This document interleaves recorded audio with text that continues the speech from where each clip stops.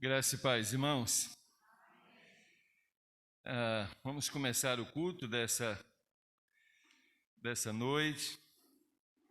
Nós temos muitos motivos para agradecer a Deus, porque o nosso Deus tem sido tremendamente bondoso na vida da gente.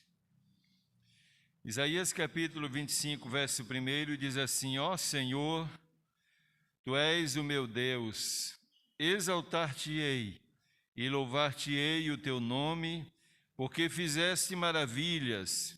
Os teus conselhos antigos são verdade e firmeza. Vamos orar?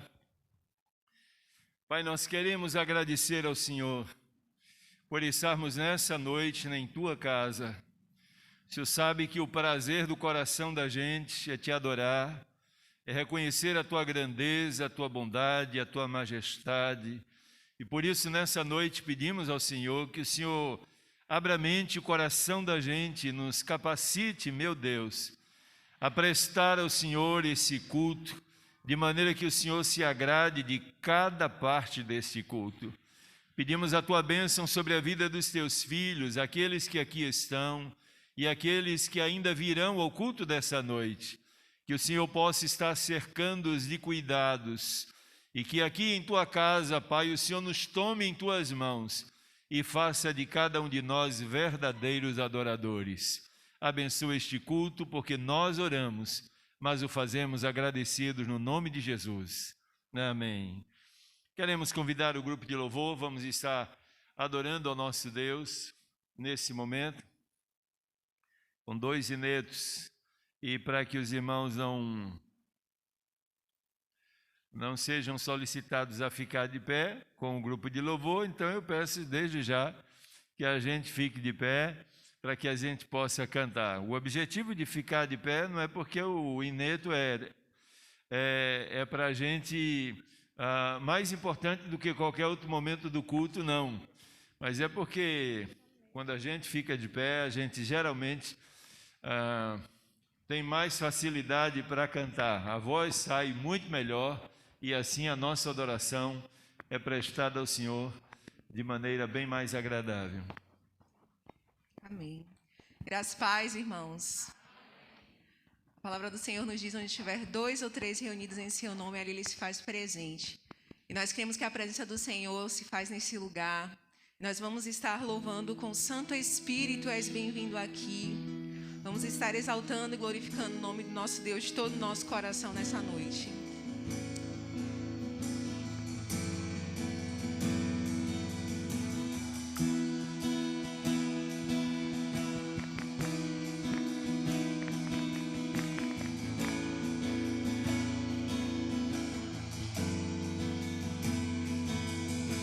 Santo Espírito, és bem-vindo aqui. Vem inundar, encher este lugar. É o desejo do meu coração. Sermos inundados por Tua glória, Senhor.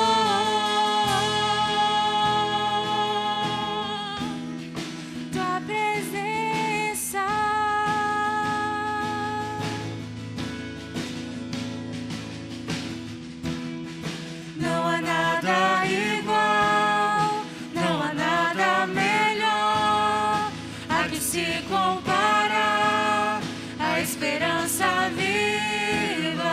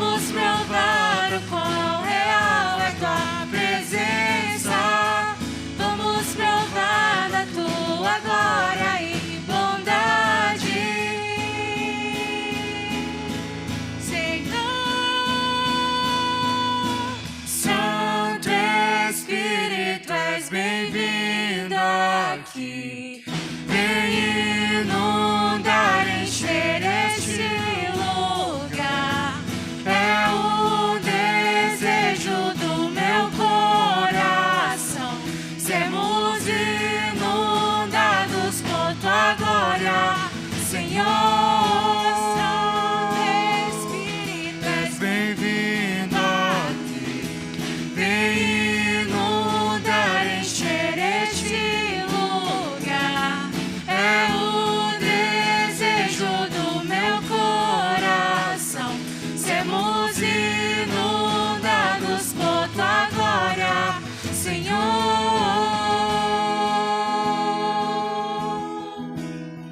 Tua presença.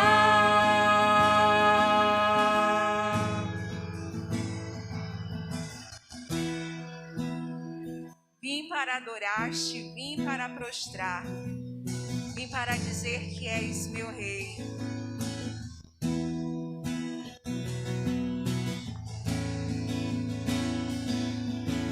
Luz do mundo, vieste à terra para que eu pudesse te ver.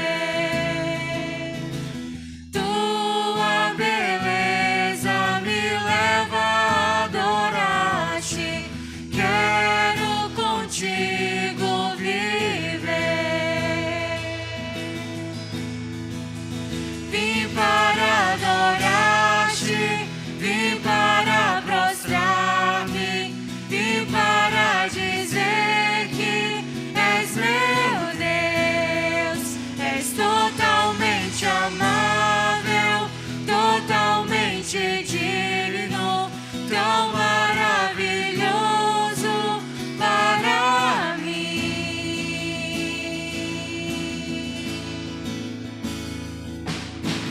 Eterno Rei, exaltado nas alturas, glorioso nos céus. Humilde vieste à terra que criaste, por amor um pobre se fez.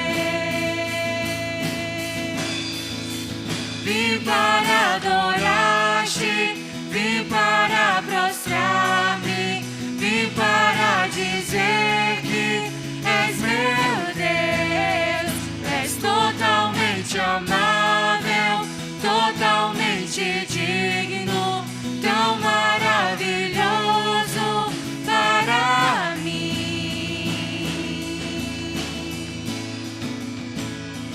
Eu nunca saberei o preço dos meus pecados lá na cruz. Eu nunca saberei o preço dos meus pecados lá na cruz. Eu nunca saberei o preço dos meus pecados lá na cruz.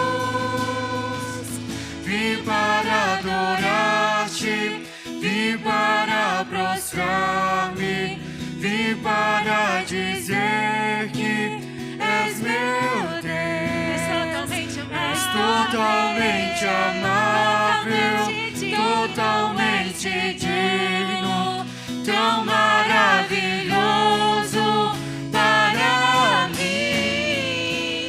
Vim para adorar-te, vim para prostrar-me, vim para dizer que és meu Deus, és totalmente amável, totalmente digno, tão maravilhoso para mim.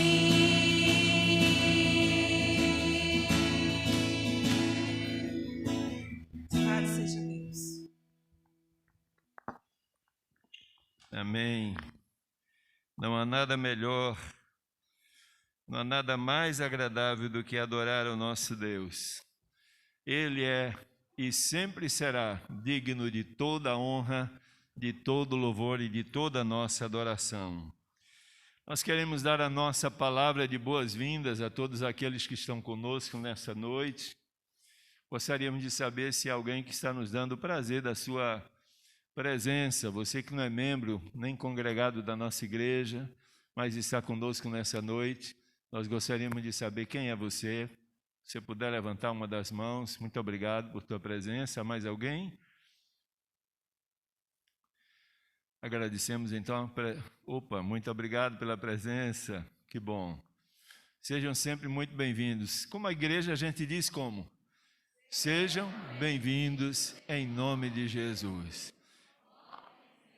Essa é a maneira formal, carinhosa que a gente tem para dizer, olha, a gente ficou muito feliz com sua presença hoje à noite.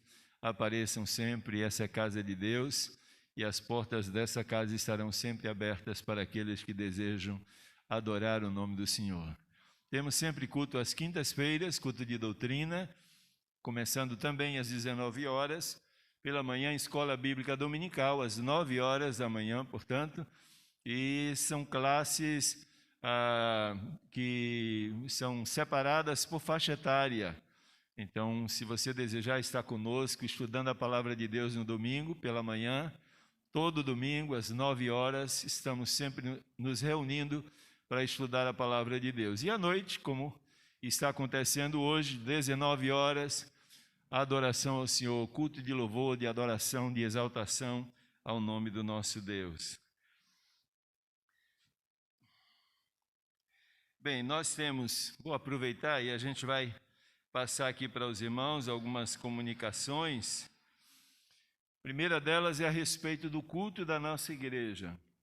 Nós temos percebido que aos domingos esse número tem crescido o suficiente para que a gente tenha uma certa aglomeração no santuário.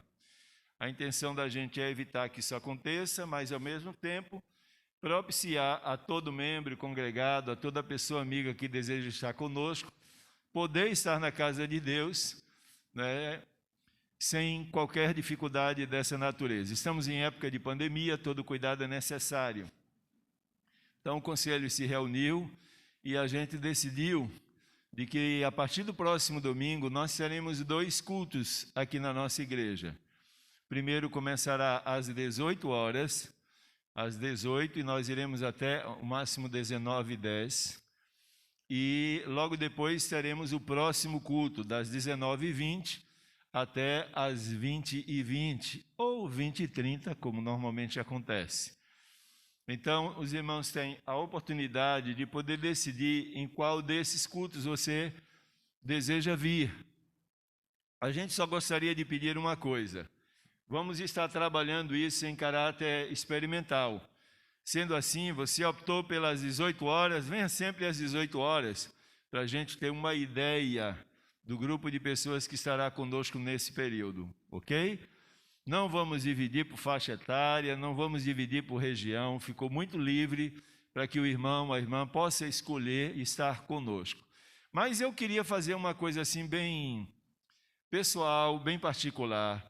Aqueles que gostam do culto às 18 horas, você pode levantar as mãos, só para a gente ter uma ideia aqui. Muito obrigado. 19 horas. Ok. Nós temos o grupo realmente está dividido, está uma boa divisão hoje à noite. Então, se você deseja chegar mais cedo, você pode, o culto mais cedo, então 18 horas você poderá estar aqui conosco. Você desejar vir para o culto um pouco mais tarde, às 19h10 estaremos começando. Então, a gente gostaria muito de contar com essa ajuda dos irmãos. Outra coisa, o culto que acontecerá às 18 horas será o mesmo culto das 19h10, viu? Então, nós vamos ter o mesmo culto, o mesmo sermão, o mesmo grupo de louvor, as mesmas músicas, a mesma leitura bíblica, ok? Então você vem para as 18 horas, logo depois você já pode voltar para casa para que esse espaço seja ocupado por aqueles que estarão aqui no segundo horário. Oramos a Deus para que tudo dê certo. O objetivo é que todos nós cheguemos aqui, nos assentemos nos bancos, alguns irmãos ficam do lado de fora, aqui nos corredores, aqui na sala de multiuso, e a gente quer evitar que isso aconteça, continue acontecendo. Então, tendo esses 2 cultos, você tem condição de chegar aqui e ocupar esses espaços sem maiores dificuldades. Isso ficou bem explicado, né? sem problema. Graças a Deus por isso. Próximo domingo estaremos começando esses 2 cultos e, por incrível que pareça, aí eu vou estar ausente. Já sobrou um lugar para alguém, né? Porque o 3º domingo é o domingo que eu estarei celebrando a ceia do Senhor lá em Ponto Novo. Então, eu e o irmão Paulo Marinho estaremos indo com alguns irmãos para Ponto Novo, a fim de celebrarmos a ceia do Senhor, realizarmos o culto ali com os irmãos de Ponto Novo e Água Fria. Meus irmãos, agora nós temos 2 pedidos particulares aqui de oração, não é? Orar pelos enfermos da nossa igreja, orar por famílias enlutadas, não é? Hoje nós tivemos uma notícia muito, muito triste, e tem um membro da nossa igreja aqui, me parece que ele é tio de Cleinha, e vamos estar orando pela família das pessoas que partiram no dia de ontem, né, de maneira tão traumática, para que Deus esteja gerando consolo, conforto a cada uma dessas pessoas. Irmão Mário também é parente de um desses. Também há 2 pedidos particulares de oração aqui, além da nossa irmã Alieude, que continua carecendo das nossas orações. Devemos orar por Aleilson. Aleilson é filho da irmã Eurides, esposa de Jorge Brandão. Então, Aleilson está na UTI e não está passando muito bem, óbvio, está na UTI, e nós precisamos então estar orando pela vida de Aleilson para que Deus possa restaurar a sua saúde. E vamos continuar orando por Euvaldo. Ele amanhã estará se submetendo à cirurgia, e para que tudo dê certo, né? Que a mão de Deus esteja trabalhando ali com os médicos e usando cada um deles para que essa cirurgia seja bem tranquila. Esses são os avisos que nós temos para o momento. Agora, queremos só dizer aos irmãos da alegria da gente de, no domingo passado, estarmos em alguns bairros da nossa cidade distribuindo aqueles cobertores, como uma espécie de encerramento, inclusive, do mês da família, que foi tão bem conduzido pela irmã Lília e toda a sua equipe. A irmã Lília projetou toda essa programação e executou com essa equipe que ela montou, e graças a Deus o encerramento seria exatamente com a distribuição de cobertores a famílias carentes. E tivemos uma equipe muito boa, já mencionamos isso domingo passado, uma equipe boa, uma equipe de jovens e adultos. Agradecemos a Deus por cada pessoa que se disponibilizou e que foi usado por Deus como boca do Senhor para não somente distribuir os cobertores, mas também ministrar a boa palavra de Deus. E nós temos um vídeo aqui que a gente gostaria de passar para os irmãos, uma espécie de relatório a respeito desse processo de distribuição dos cobertores. Nosso irmão Wesley, que nos ajudou aqui na edição desse vídeo, as fotos e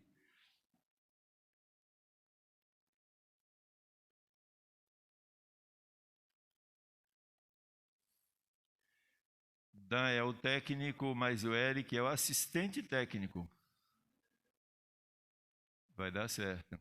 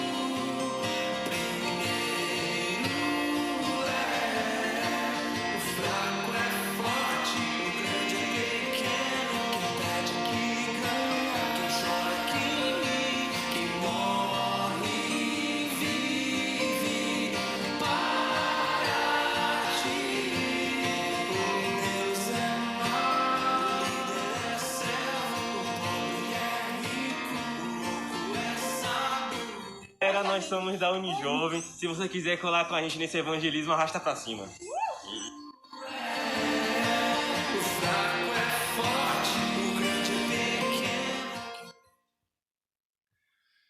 O Inter está inventando moda aqui hoje, né? Mas é para arrastar para cima. Ele disse que é para o céu, né? Então tá, vamos lá, vamos com ele. Se é para o céu, vamos com ele. Mas, mais uma vez, nossa palavra de gratidão a Deus, aos irmãos, por essa iniciativa e pela ajuda dos irmãos nesse trabalho. Salmo 99, nós iremos ler do verso 1 até o verso de número 5. Salmo 99, de 1 a 5. Eu vou ler os versos ímpares e os irmãos em uníssono estarão fazendo a leitura dos versos pares.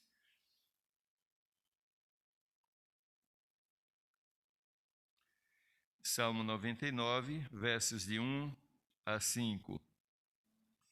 O texto da palavra de Deus diz assim: O Senhor reina, tremam os povos, Ele está assentado entre os querubins, comova-se a terra.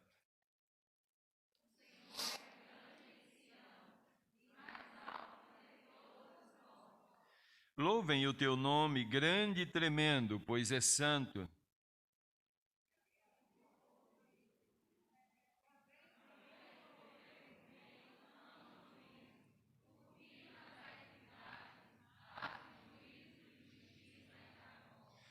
Exaltai ao Senhor nosso Deus e prostrai-vos diante do escabelo de seus pés, pois é santo. Amém?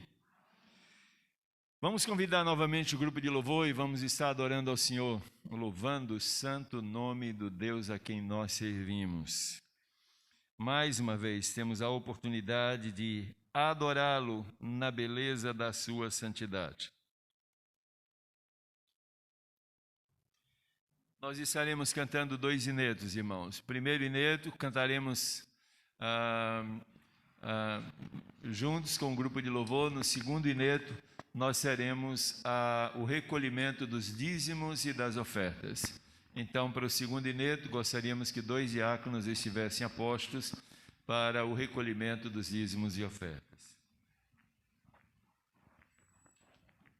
Convido a igreja a se colocar em pé. Vamos estar louvando com Hosana, bendito que vem em nome do Senhor.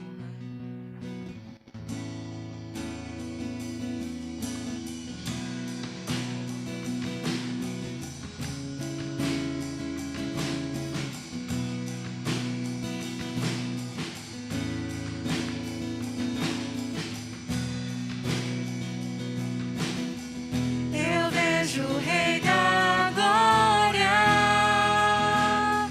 vindo com o seu poder.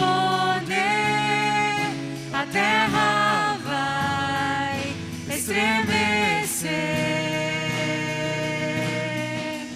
Eu vejo sua graça, os pecados perdoa. A terra vai então cantar.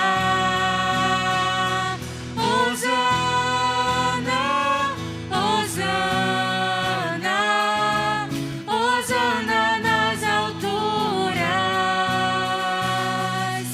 Hosana, Hosana, Hosana nas alturas.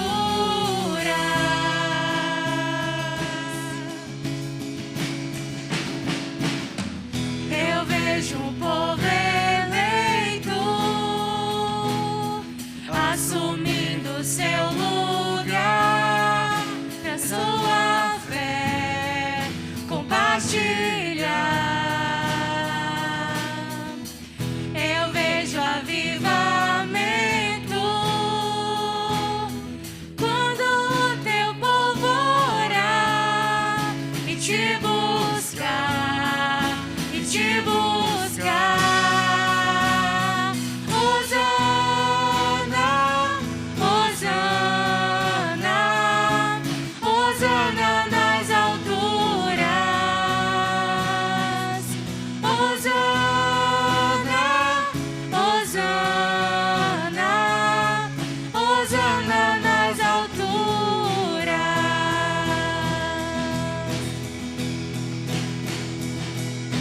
limpa o meu coração,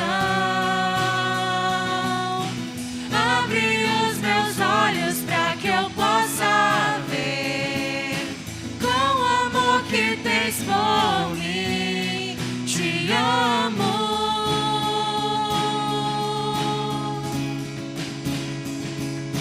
Quero ser igual a ti. Tudo o que sou é pra teu louvor, pois contigo vou viver pra sempre.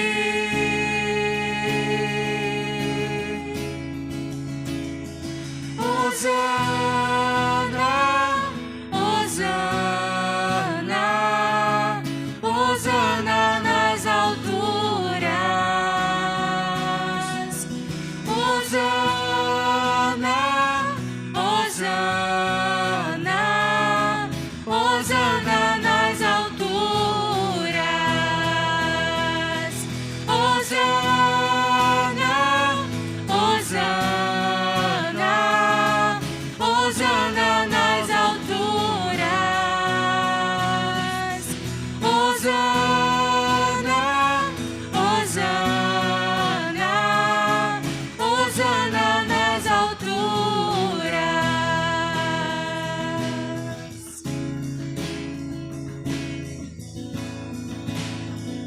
Podeis assentar, irmãos.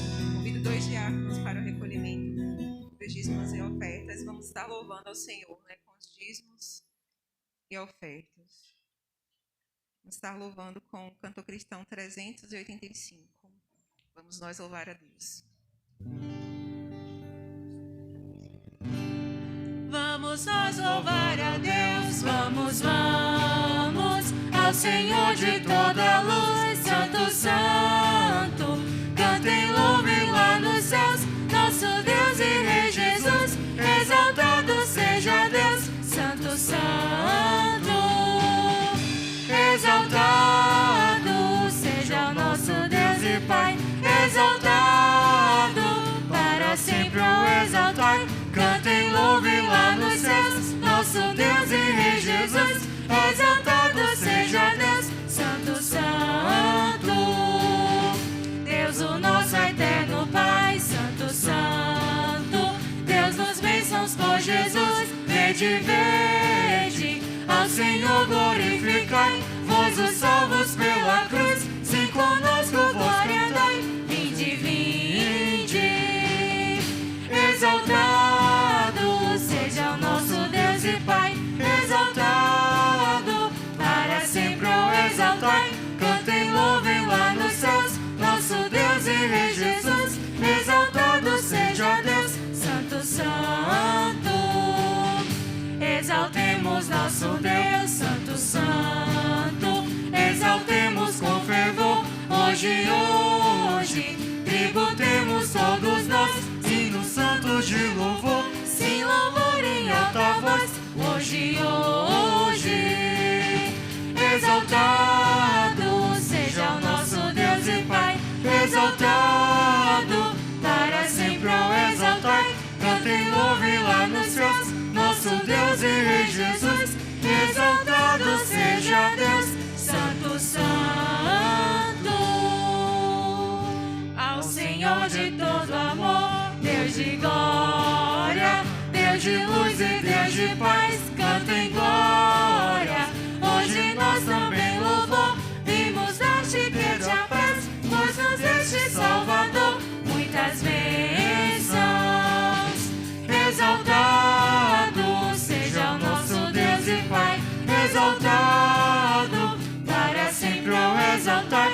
Cantem, louvem lá nos céus, nosso Deus e Rei Jesus. Exaltado seja Deus, Santo, Santo. Vamos agradecer a Deus pelos dízimos e ofertas com a nossa irmã Leslie. Oremos. Senhor Deus eterno Pai, graças te damos, ó Pai, por mais uma oportunidade de estarmos reunidos em Teu nome, meu Deus. Sabe, sentimos a Tua presença, meu Pai, e agradecemos por estar em nosso meio.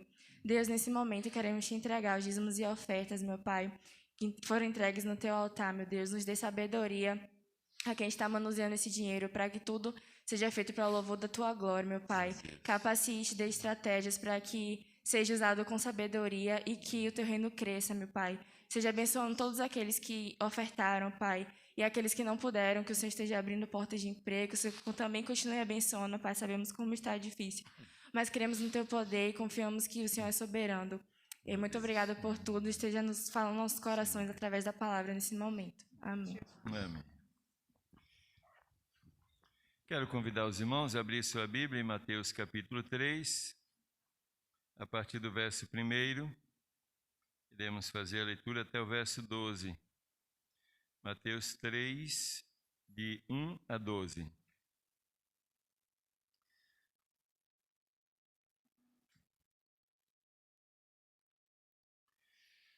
Mateus 3, de 1 a 12, diz assim: E naqueles dias apareceu João Batista pregando no deserto da Judeia e dizendo: Arrependei-vos, porque é chegado o reino dos céus. Porque esse é o anunciado pelo profeta Isaías, que disse: Voz do que clama no deserto, preparai o caminho do Senhor, endireitai as suas veredas.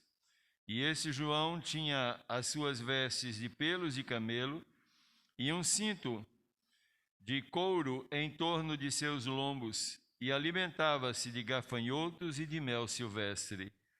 Então ia ter com ele Jerusalém, toda a Judéia, e toda a província adjacente ao Jordão. E eram por ele batizados no rio Jordão, confessando seus pecados. E vendo ele muitos dos fariseus e dos saduceus que vinham ao seu batismo, dizia-lhes: Raça de víboras, quem vos ensinou a fugir da ira futura? Produzi, pois, frutos dignos de arrependimento. E não presumais de vós mesmos, dizendo: Temos por pai a Abraão, porque eu vos digo que mesmo destas pedras Deus pode suscitar filhos a Abraão. E também agora está posto o machado à raiz das árvores. Toda árvore, pois, que não produz bom fruto, é cortada e lançada no fogo. E eu, em verdade, vos batizo com água para o arrependimento, mas aquele que vem após mim é mais poderoso do que eu, cujas alparcas não sou digno de levar. Ele vos batizará com o Espírito Santo e com fogo. Em sua mão tem a pá, e limpará a sua eira, e recolherá no celeiro o seu trigo, e queimará a palha com fogo que nunca se apagará. Que Deus nos ajude a entender e aplicar na vida da gente a sua boa palavra, amém? Pai, nós queremos dar graças ao Senhor, porque nessa noite estamos aqui para te adorar, mas também para refletir na tua palavra. Pedimos ao Senhor que nos dê a graça necessária para compreender e aplicar à nossa vida as verdades dessa palavra. Ser com cada um de nós, porque oramos sempre muito, mas muito agradecidos no nome de Jesus. Amém. Meus irmãos, nós estamos no mês de junho, não é? Mês de junho é um mês onde a gente tem uma ênfase em toda a nação brasileira a João Batista. Aliás, celebra-se no dia 24 de junho, o dia de São João. Eu sempre pensei que todos os fogos e aquele barulho todo e aquela ornamentação toda foi porque eu e Priscila casamos no dia 24 de junho. Mas eu descobri que não é, aí eu me frustrei. Mas, de qualquer forma, a gente age como se fosse, não é? A gente age como se fosse. Bem, quando a gente olha a palavra de Deus aqui, especialmente o Evangelho de Mateus, que trata desse texto tão rico, a gente precisa entender que João Batista viveu numa época assim muito parecida com a nossa. É óbvio que eu não estou me referindo aqui do ponto de vista científico, mas do ponto de vista moral, religioso, político, social. Aquela época era muito parecida com a nossa. Aquele tempo foi um tempo marcado por uma corrupção generalizada e encruada, a gente pode dizer assim, tanto entre as elites políticas e religiosas, quanto também entre o cidadão comum. Corrupção era algo de que se falava, de que se praticava.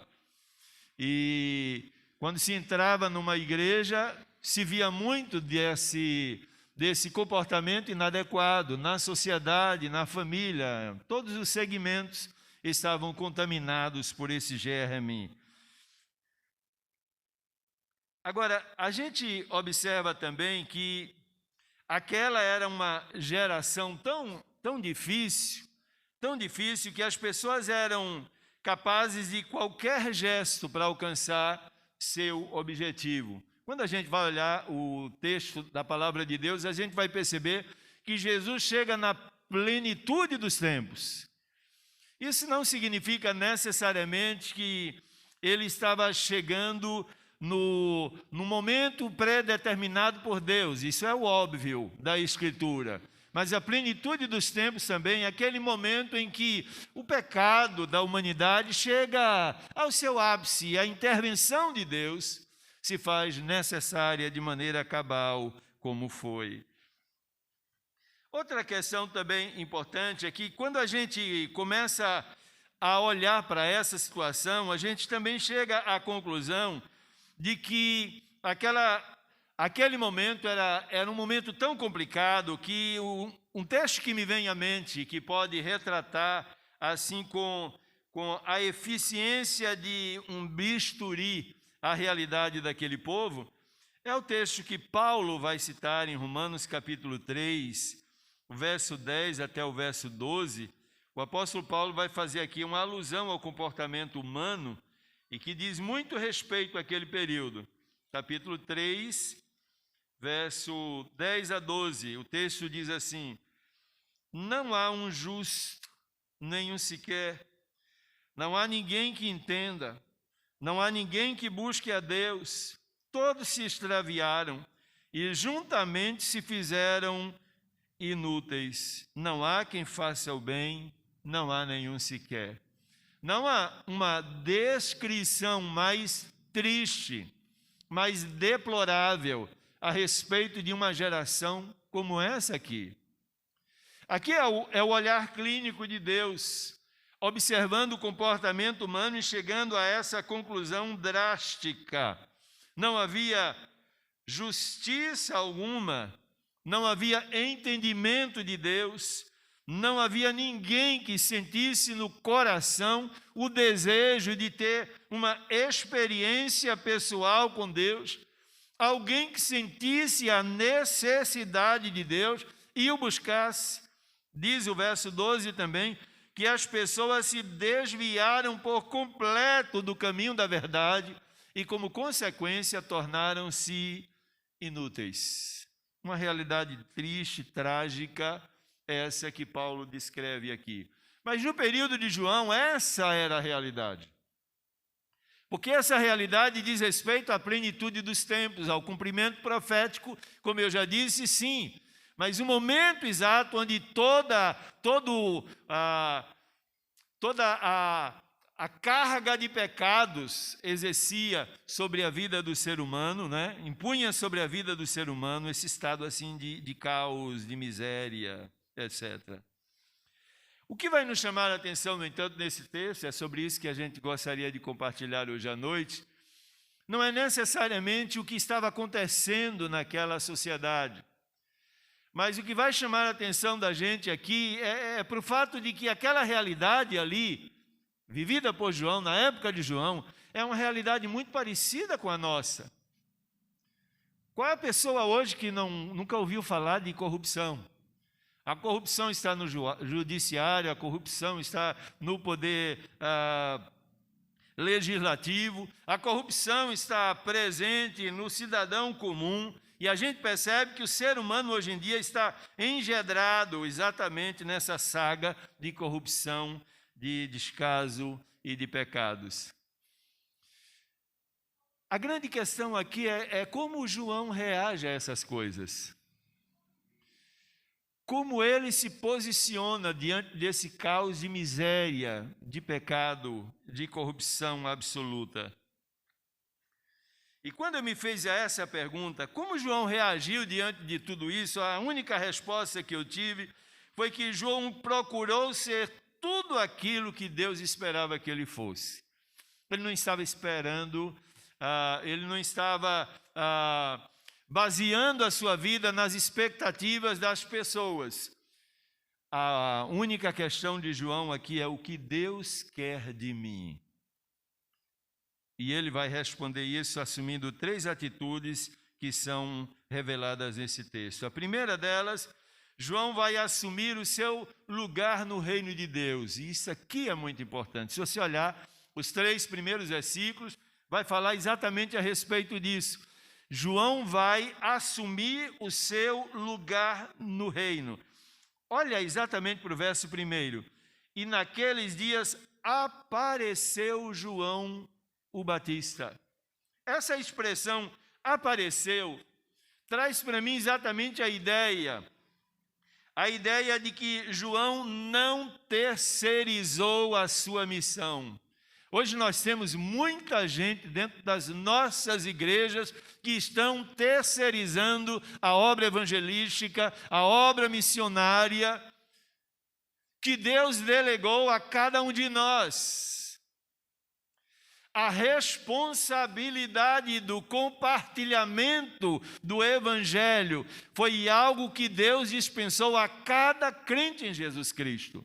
Mas nós, na grande maioria das vezes, estamos terceirizando essa missão, passando para outras pessoas. Nós preferimos investir dinheiro em missões do que investir nossa vida, nosso tempo, nossos talentos, nossos dons, nossas capacidades naturais e espirituais em função da obra de Deus. Mas esse não é o caso de João.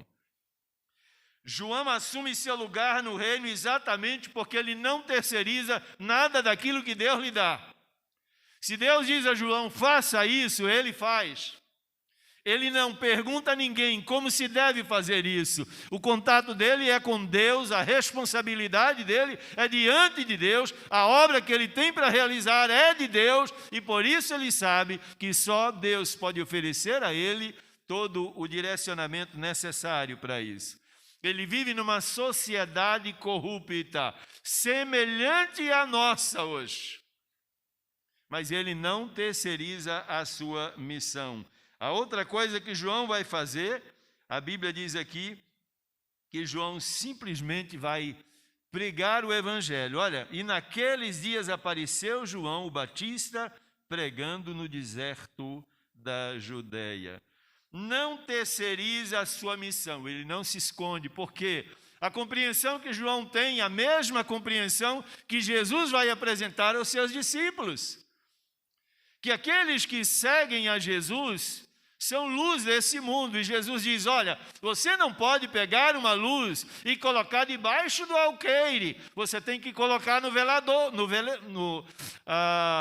na parte mais alta, tem que colocar no cume, para que essa luz tenha condição de iluminar tudo que está ao seu redor. A proposta, o ensino que a gente tem de João aqui é que eu e você, como cristãos, precisamos entender essa realidade aqui. O mundo se torna cada vez pior, o mundo se torna cada vez mais apodrecido pelo pecado, o mundo se torna cada vez mais corrupto e nós percebemos essa corrupção presente na nossa cidade, na nossa sociedade.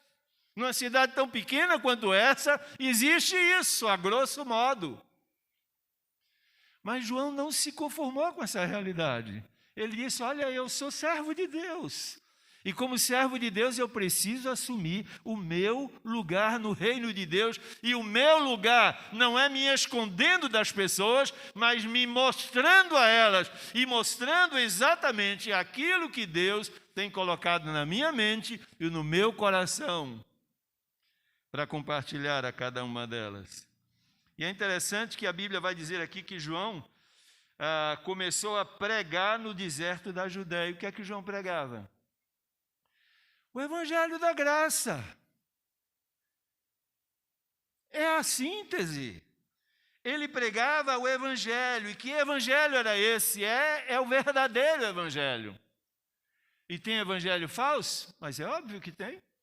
A gente olha lá em Gálatas capítulo 1, versos 6 a 9, o apóstolo Paulo vai dizer: eu estou muito surpreso com vocês, irmãos da igreja da Galácia, porque vocês tão rapidamente acabaram se desviando do verdadeiro evangelho.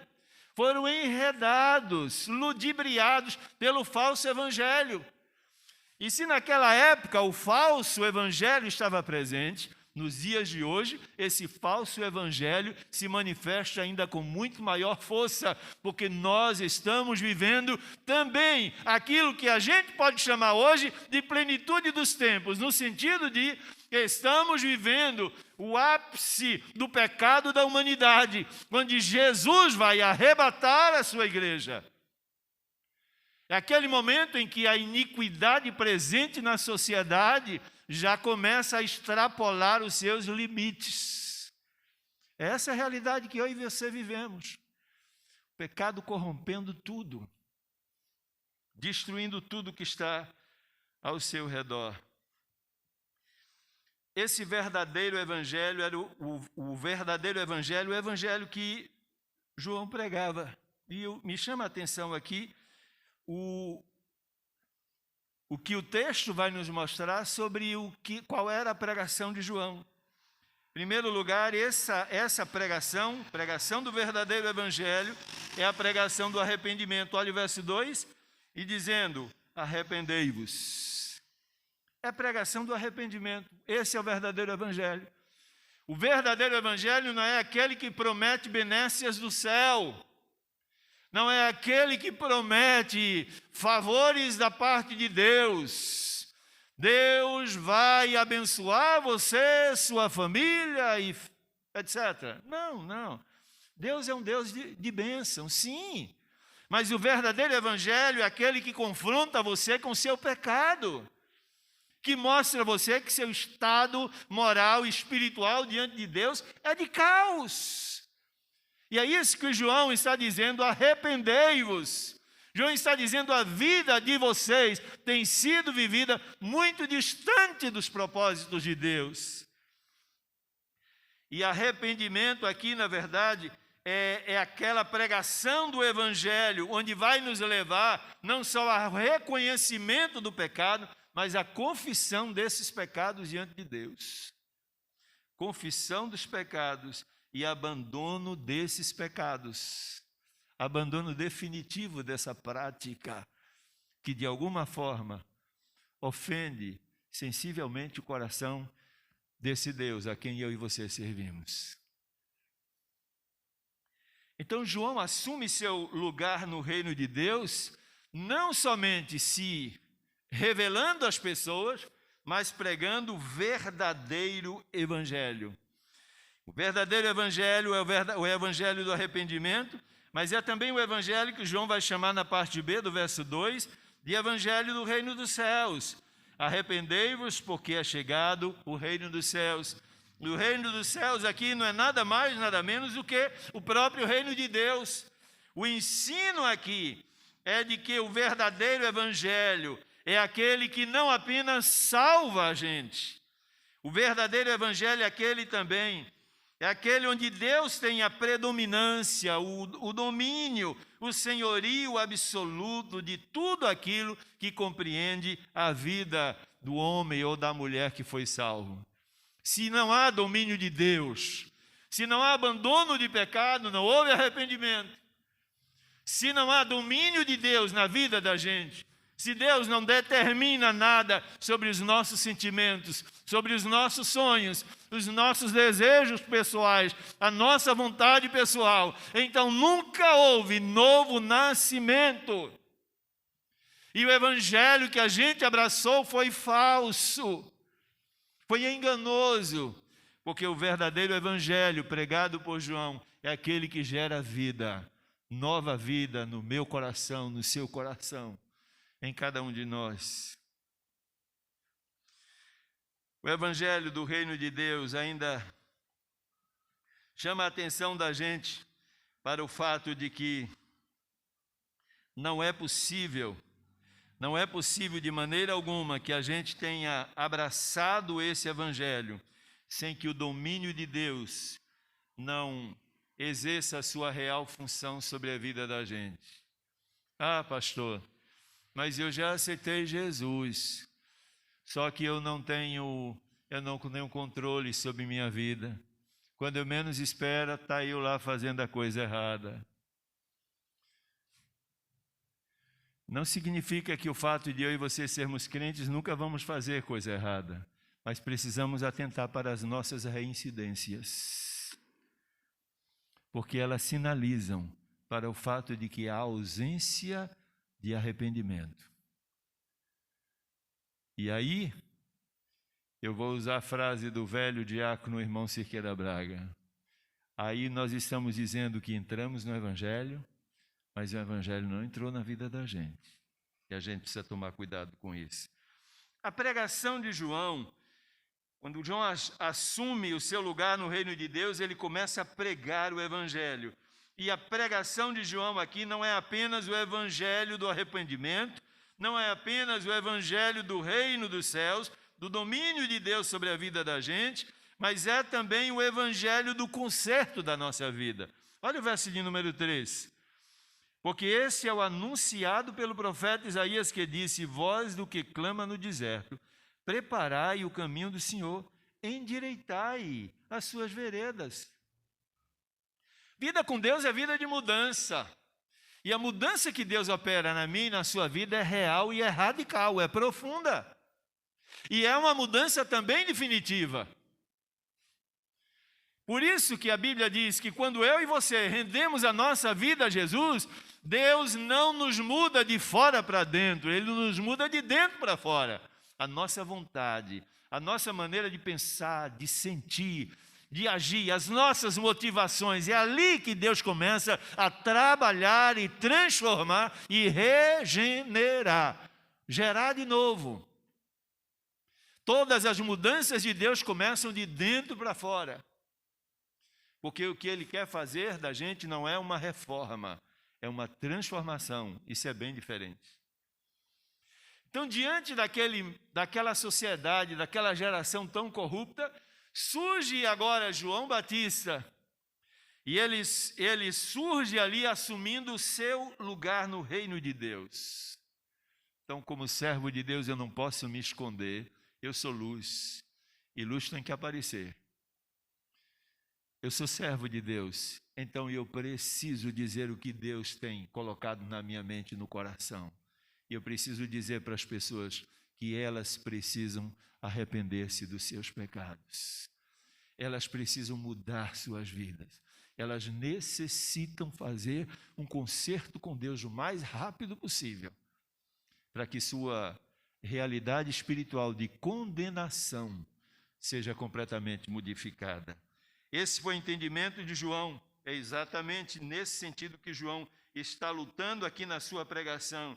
Esse evangelho do conserto é, portanto, o evangelho da mudança de vida. Se você olhar, por exemplo, em Efésios capítulo 4, o verso 22, até o verso de número 24, o apóstolo Paulo vai falar àquela igreja dizendo assim: olha, meus irmãos, quanto ao trato passado, vos despojeis do velho homem, que se corrompe pelas concupiscências do engano, e vos renoveis no espírito da vossa mente, e vos revistais do novo homem, que segundo Deus é criado em verdadeira justiça e santidade. Então, vida com Deus é coisa diferente. Não é a mudança simples de mentalidade apenas. Não é a mudança da maneira de pensar da gente, não. É mudança na natureza da gente. O caráter da gente sofre metamorfoses profundas. Esse foi o evangelho pregado por João. João Batista, portanto, era alguém extremamente sério, honesto em suas pregações. João Batista aqui não faz qualquer dissimulação na pregação do evangelho. O evangelho para ele precisa ser o evangelho original, o evangelho, como se diz na linguagem popular, o evangelho nu e cru, sem rodeios, sem dissimulações. Se a gente quer mudar esse mundo permeado, encharcado de corrupções, precisamos então assumir o nosso lugar no reino de Deus. Você tem feito isso, irmão? Você tem aparecido como João? Você tem pregado esse evangelho do arrependimento, do reino de Deus e do conserto de vidas? Segunda coisa que João vai fazer para mudar aquela realidade é que ele vai acabar se tornando uma referência religiosa naquela sociedade. É só você dar uma olhada nos versos 5 e 6, que diz assim: então ia ter com ele Jerusalém e toda a Judéia e toda a província adjacente ao Jordão, e eram por ele batizados no Rio Jordão, confessando os seus pecados. João aqui é uma referência religiosa. As pessoas, quando olham para o João, não olham o João apenas como membro do grupo religioso X daquela época. Havia os essênios, os saduceus, os fariseus, os herodianos, os essênios e tantos outros, não é? Mas João fazia parte de alguns deles. Dizem os escritores que provavelmente ele fazia parte do grupo dos essênios, exatamente por causa da sua vida reclusa, e esse era um comportamento muito típico dos essênios. Mas João aqui não é reconhecido como membro do grupo religioso X. João é reconhecido aqui como profeta de referência, como homem de Deus, como servo de Deus, uma referência religiosa para a vida daquelas pessoas. É só a gente dar uma olhada no verso de número 5. Então ia ter com ele Jerusalém e toda a Judéia e toda a província adjacente ao Jordão. Muita gente acorria até João. Naquela época de corrupção, as pessoas já não acreditavam em mais ninguém. Muitos messias já haviam aparecido, muitos falsos pregadores de Deus já haviam surgido, haviam líderes religiosos naquela época, mas nenhum deles haviam se tornado referenciais de vida religiosa. Aparece João. E quando João aparece, há um diferencial na vida, no comportamento, no caráter dele. E isso vai fazer uma grande diferença, gera um grande impacto na mente, no coração das pessoas daquela sociedade. Para você ter uma ideia de quanto isso foi forte na mente daquela geração, e se você olhar no capítulo 16 do Evangelho de Mateus, Jesus vai olhar para os discípulos e perguntar, me respondam a seguinte pergunta: quem as pessoas dizem que eu sou? A primeira resposta aqui, que muita gente daquela comunidade deu para os discípulos foi que tu és João Batista. Mesmo João tendo batizado Jesus, haviam pessoas que ainda acreditavam que Jesus era João Batista que havia morrido. É por conta da referência religiosa, dos valores espirituais, da contundência em relação ao pecado, do alto compromisso que João tinha com Deus e com a sua palavra. Então as pessoas começaram a pensar, repito, de que Jesus pudesse ser a encarnação de João Batista. Eu não digo nessa dimensão, mas, meus irmãos, nós precisamos de uma realidade religiosa, espiritual, na sociedade em que nós vivemos, em que a gente possa um dia não ser reconhecido necessariamente pelo nosso nome, mas por aqueles que seguem a Jesus, pela capacidade que a gente tem de reproduzir seus valores, pela santidade da nossa conduta, pelas verdades da nossa palavra, pelo nosso caráter, onde as pessoas possam olhar para a gente e simplesmente negociar com a gente, sem nenhuma restrição, porque diz assim, não, nesse aí eu confio, na palavra dessa aí eu confio, porque isso aí é homem de Deus, isso aí é palavra, é mulher de Deus, tem o caráter de Cristo, então é alguém confiável. Não é à toa que João acaba influenciando a vida de milhares de pessoas ali. A Bíblia diz aqui, Jerusalém, toda a Judéia e aquelas províncias ali acorriam a João. Era gente que havia sido completamente impactada pela palavra e pelo comportamento de João.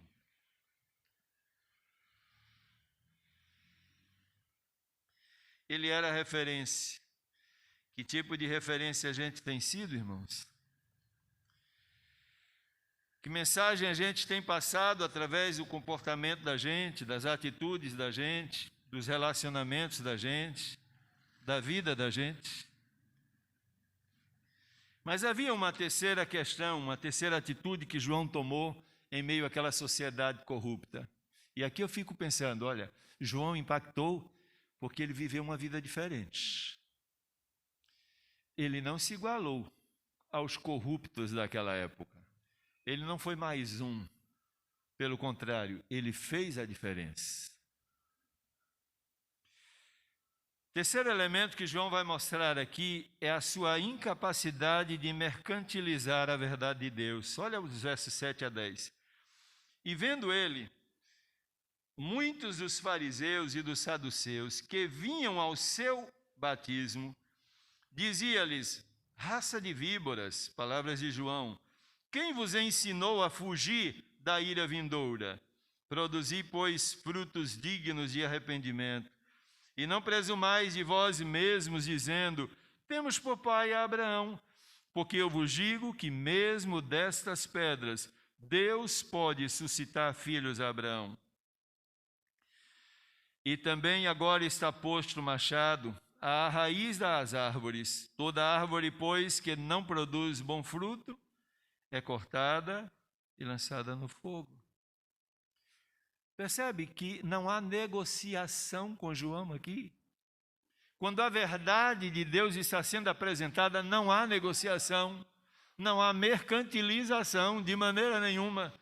João não ameniza em absolutamente nada, ele não estava interessado em números, ele estava interessado em vidas transformadas e qualificadas pelo poder da palavra de Deus. É por isso que ele inicia o seu trabalho pregando arrependimento, mudança de vida, regeneração, transformação de vida, conserto de vida diante do Senhor.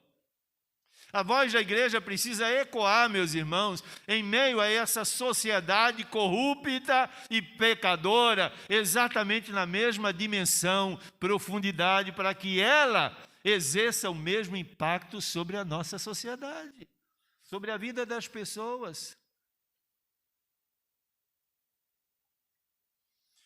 João não negocia a verdade de Deus.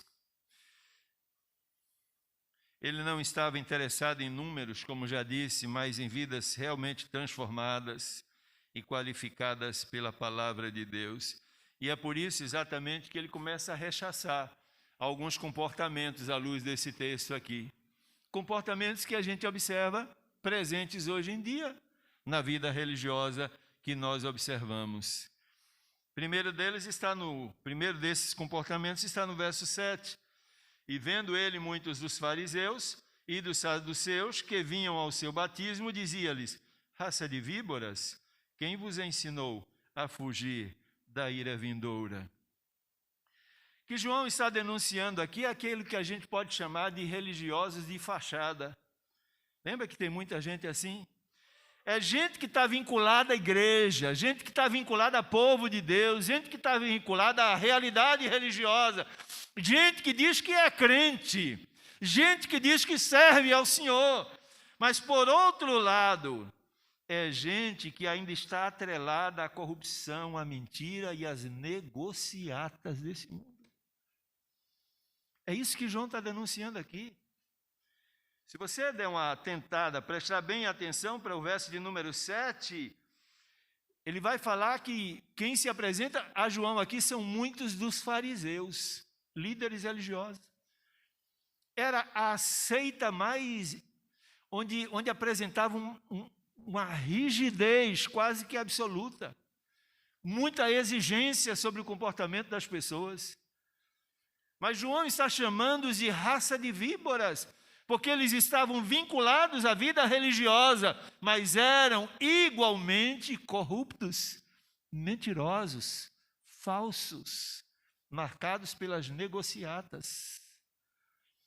E eu e você, meus irmãos, quase todos os dias a gente é convidado a participar dessas negociatas.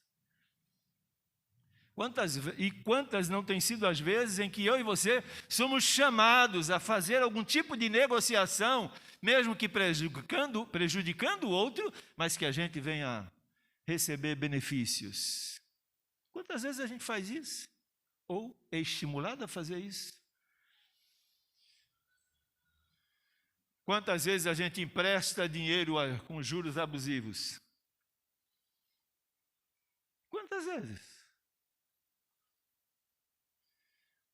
Quantas vezes a gente procura omitir no nosso imposto de renda para poder ter lucro lá na frente? Quantas vezes? Como a gente vai conseguir mudar a realidade da sociedade se nós assumirmos comportamento parecido? João está dizendo aqui que aqueles homens fariseus eram religiosos de fachada. A aparência era de homens de Deus. E a história diz que aqueles eram homens que ficavam nas esquinas, pegavam ali, começavam a contar e fazer suas orações, para todo mundo perceber que eles eram santos, que eles eram dedicados, que eles eram servos de Deus. Na prática, no entanto, tinham um coração de víbora. Não tinham comunhão com Deus, não tinham compromisso com a obra de Deus. Era gente que ainda não havia entendido a realidade da vida com o Senhor. Segundo tipo de gente que chega para João exatamente para tentar forçar esse processo de negociata, de mercantilização da verdade de Deus, é naqueles que a gente pode chamar de arrependidos contumazes. Olha o verso de número 8. Produzi, pois, frutos dignos de arrependimento. Por que João está dizendo isso? Porque todos os dias, muitos desses elementos iam a João e se arrependiam dos seus pecados e eram batizados. Todos os dias eles eram batizados e voltavam todos os dias confessando os mesmos pecados e eram batizados. João diz, para por aí. Vida com Deus é diferente, não é nada disso, vocês estão entendendo tudo errado. Aqueles eram os arrependidos profissionais, contumazes. A gente encontra tantos tipos de gente nos dias de hoje assim. Tem crente que não pode ouvir um apelo de consagração que corre na frente para consagrar, né? Na semana seguinte, acabou a consagração. Tem uma campanha de missões, faz-se a campanha, eu vou me dedicar à obra do Senhor. A gente nunca vê essa pessoa dedicada à obra. Arrependimento, choro, tudo isso é manifestado por essas pessoas. O grande problema é que não há mudança. E é sobre isso que João está dizendo no verso 8. Produzi, pois, frutos dignos de arrependimento. João entende que somente dessa maneira é que a corrupção daquela sociedade, somente vivendo a realidade de Deus, é que a corrupção daquela sociedade poderá ser aniquilada. A gente precisa ser sal, foi o que Jesus disse para a gente. É para salgar, é para preservar. A gente precisa ser sal. Não tem como ser diferente. Eu sei que na grande maioria das vezes a gente gosta de chegar na casa de Deus e participar daqueles cultos de celebração, se possível, a gente dando um bocado de pulo, né? E vivendo aquela catarse emocional, e a gente sai todo arrepiado dizendo: o culto foi uma bênção. Mas o que Deus quer da gente não é isso. O que Deus quer da gente é vida, vida séria com Ele, com a palavra dEle, com o reino dEle. Não pode ser diferente. Por isso que João vai alertar no verso de número 2: arrependei-vos, porque é chegado o reino dos céus. Essa é a mensagem dos dias atuais. Há necessidade de arrependimento dentro e fora da casa de Deus. Há muitas vidas com pecados acumulados. Há muitos filhos de Acã, cujos pecados são jogados para debaixo do tapete, não são confessados nem abandonados. A gente precisa jogar isso fora, precisa assumir o nosso lugar no reino de Deus. E a gente precisa entender que verdade de Deus não pode ser negociada, porque o nosso Deus conhece a gente por fora e por dentro, e nada do que a gente diga pode mudar o conceito dele a nosso respeito. Ele nos conhece.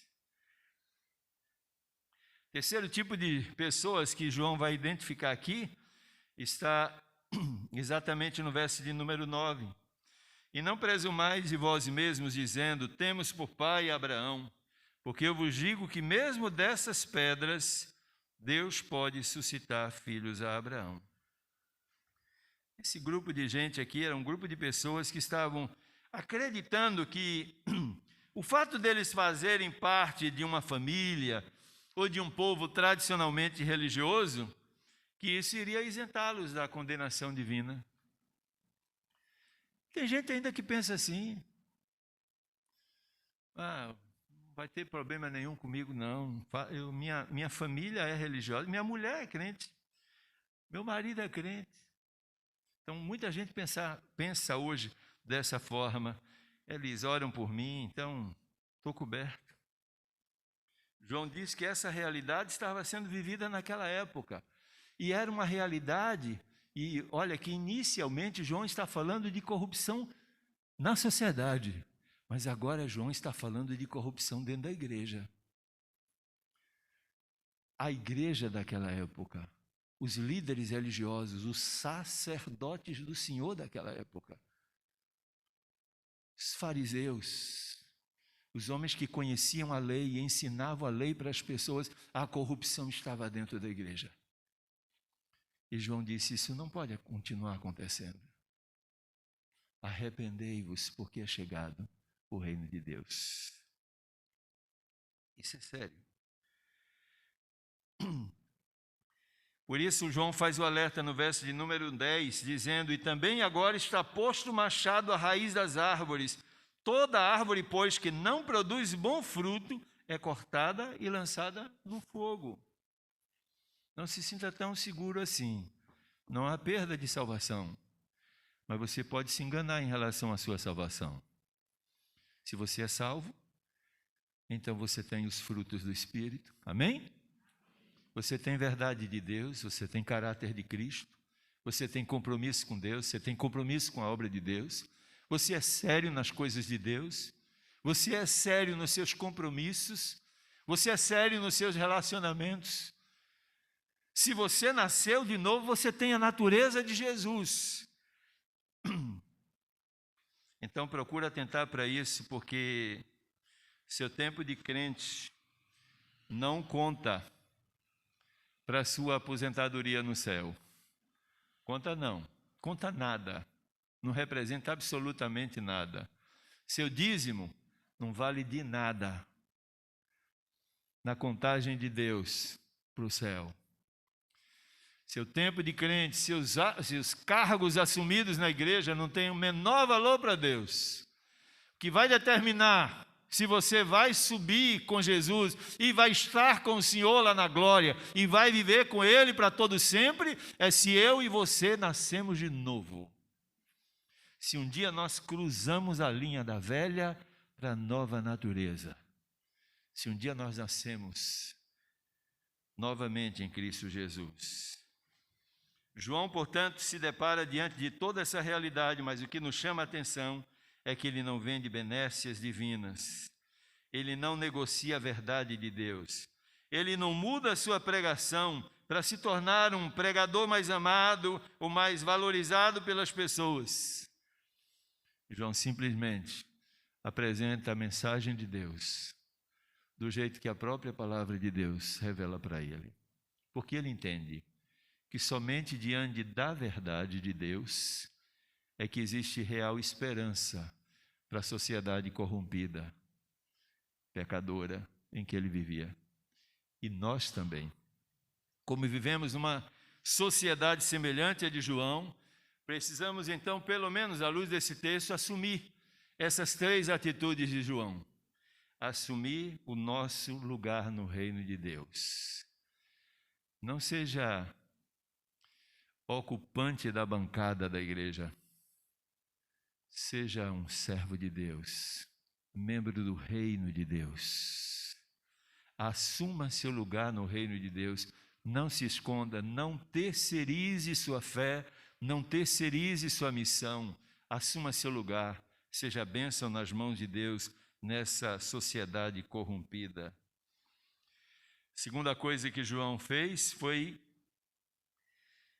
viva como uma referência, ou seja, uma referência religiosa para as pessoas da sua cidade, da sua casa, do seu local de trabalho. Seja referência. E não negocie a sua fé por nada. Não negocie verdade de Deus por absolutamente nada. Porque o tempo está próximo. E a necessidade de estarmos cada vez melhores na presença de Deus se torna urgente. Deus tem urgência em salvar vidas, porque Ele sabe que está muito próximo o tempo da destruição de todo esse mundo aqui. Esse mundo está por um fio. A gente não sabe quando Jesus irá buscar a igreja, mas Ele pode vir a qualquer momento. E Ele precisa nos encontrar numa igreja com essas qualidades aqui de João, que vive essa realidade séria e comprometida com Deus e com a sua palavra. E se vivermos essa realidade, certamente a nossa cidade não terá motivo algum para chegar diante do Senhor no grande dia do juízo e dizer: Senhor, eu nunca ouvi falar no teu nome. Eu tive até colegas de trabalho, crentes, membros da Igreja Batista. Eu tive até colegas lá de colégio, membros da Igreja Batista, mas eles nunca me falaram a respeito de Jesus. Não faça isso. Não terceirize sua missão. Comece a falar de Jesus. Esse mundo corrompido precisa experimentar a nova vida que há em Jesus. Mas para que isso aconteça, vamos viver essa nova vida com toda a intensidade, para que Ele receba em nós e através de nós a honra, o louvor e a glória que só Ele merece. Amém? Que Ele nos abençoe.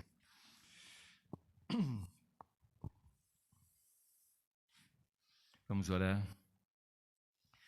Nosso Deus, nosso Pai, nós queremos nos colocar diante do Senhor nesse momento.